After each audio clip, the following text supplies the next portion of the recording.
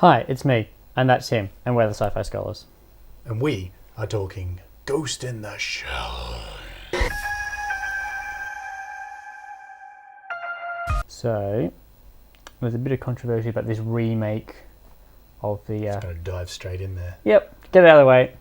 Because it did, actually, we enjoyed the movie. I actually really did enjoy the movie. But its bottom line got hit hard because people were being picky, partly. Yeah, it's interesting with that because most of the executive producers were Japanese or like Asian, and even the guy who created it was like, I never created the character to be Asian.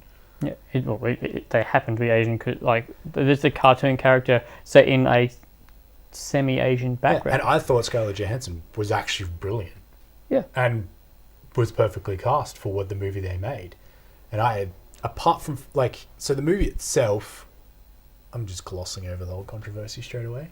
Oh. The movie itself felt a little bit disjointed to me.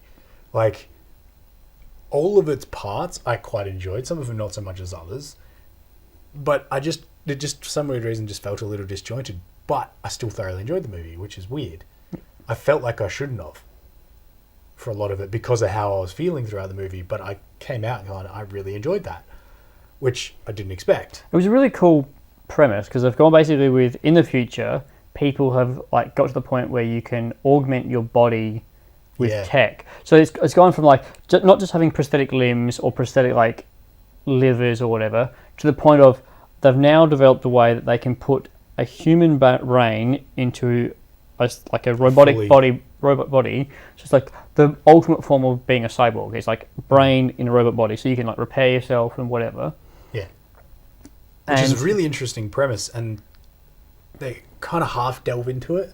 Yeah, but they still kept it very superficial in that sense. But at the same time, like they only had a movie. Yeah, I know, I get that as well, and that's not the story they wanted to tell, which is fair enough.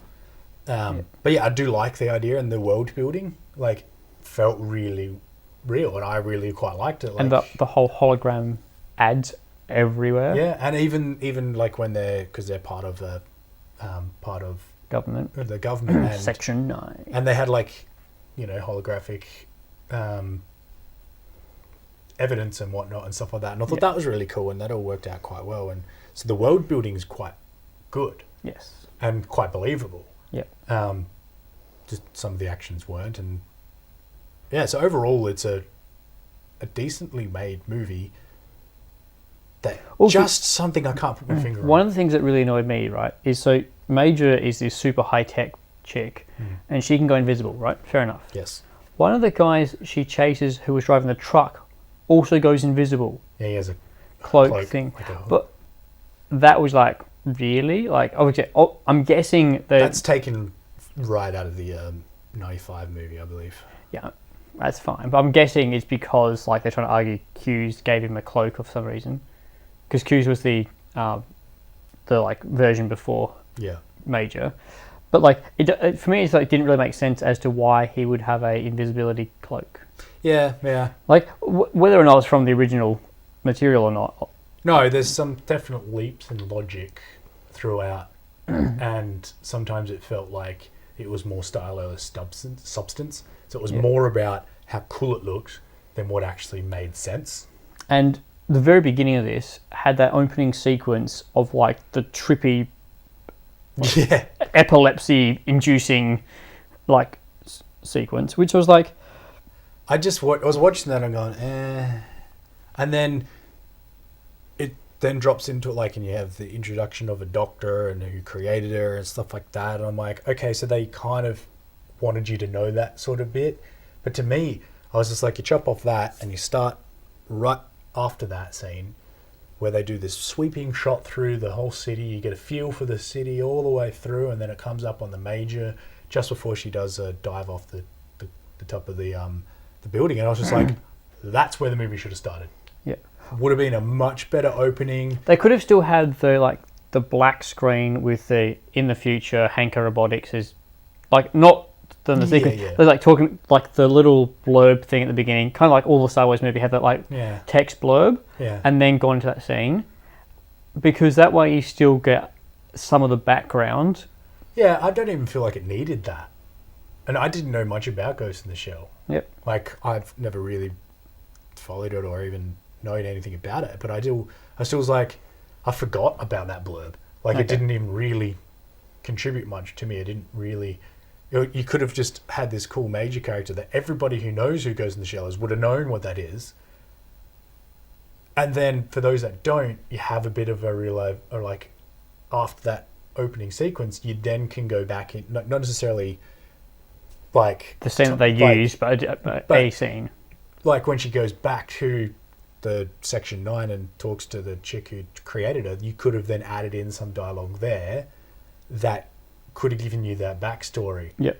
And then so people who don't know don't realize she's a cyborg with a human brain straight up. Yep. And so it's just this really cool opening sequence that then you reveal.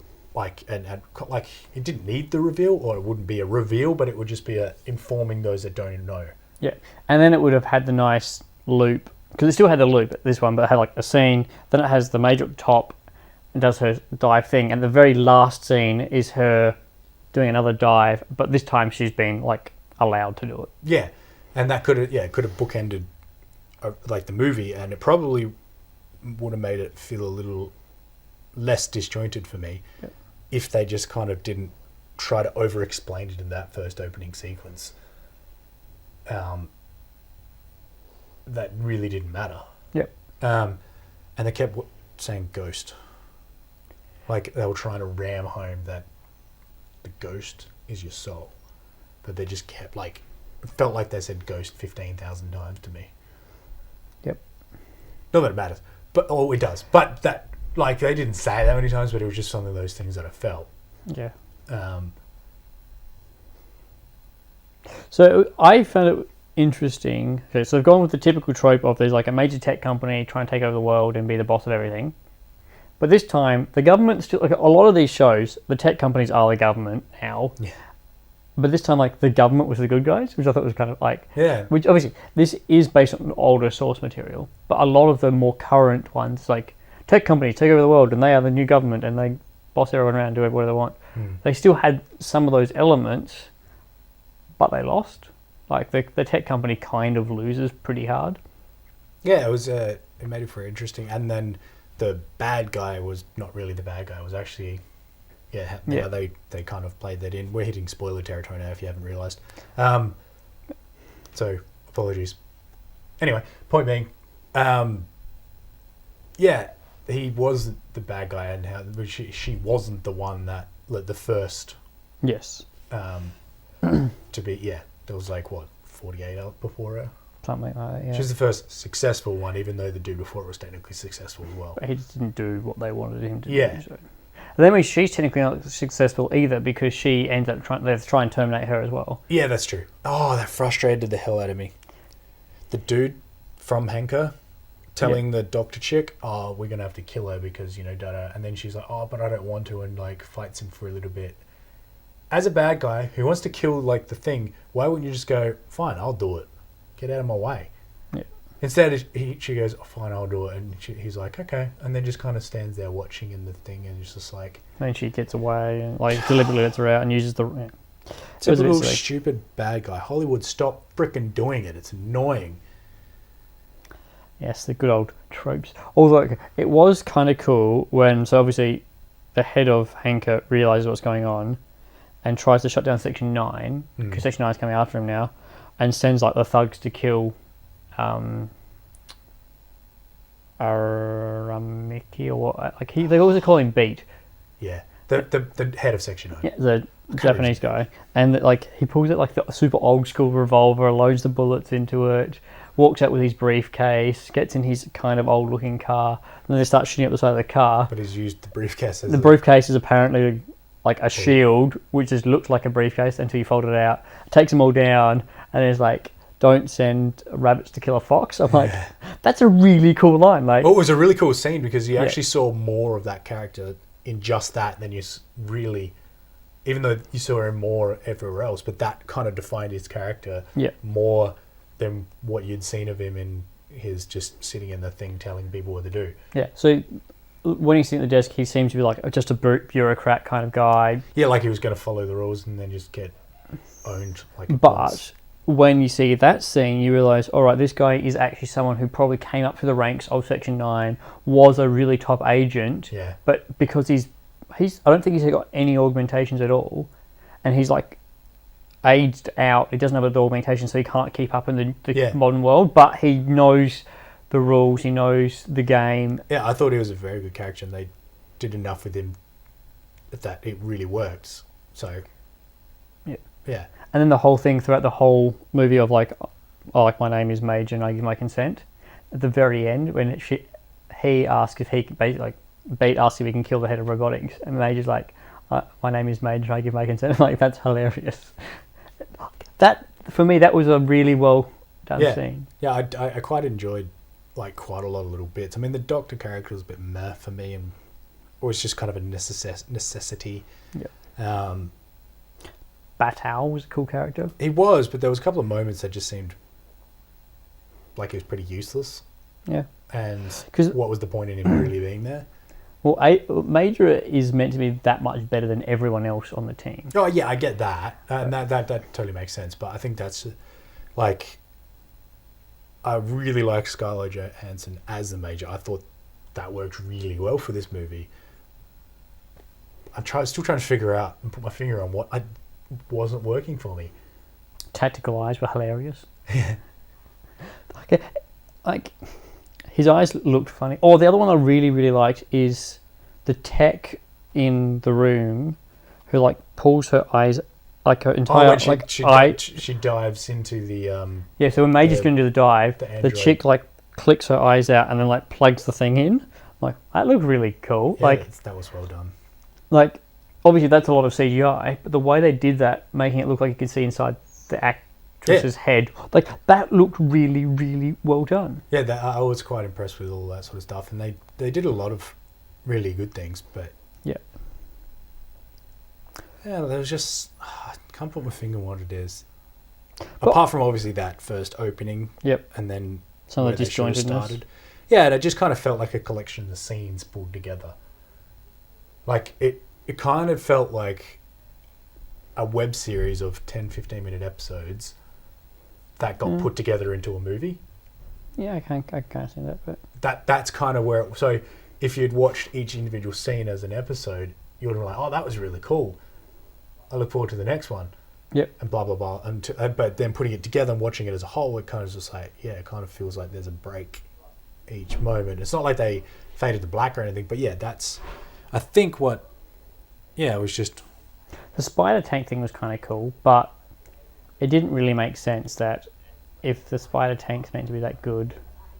Like, some of the scenes, like, she, like, manages to get away from being exploded and stuff don't really make sense, but...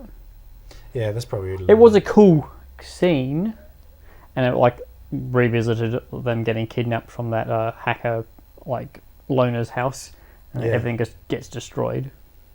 But... Yeah, so... Overall, actually a thoroughly enjoyable movie, and I thoroughly enjoyed it. But I can't put my finger on something that's just nagging at me that I didn't like about it. Well, normally you talk about the music. It didn't stand out to me. Like maybe, for me, the aesthetics of this was like the whole. I loved the way this looked the whole way through. I actually really enjoyed the direction. I really enjoyed the way it looked. I think it's just the way that each scene flowed and was structured is what I didn't like. Yeah, part of, because I've seen on like the older movie Blade Runner, parts of this dystopian future reminded me of when I watched the Blade Runner movie. Like obviously it's very different.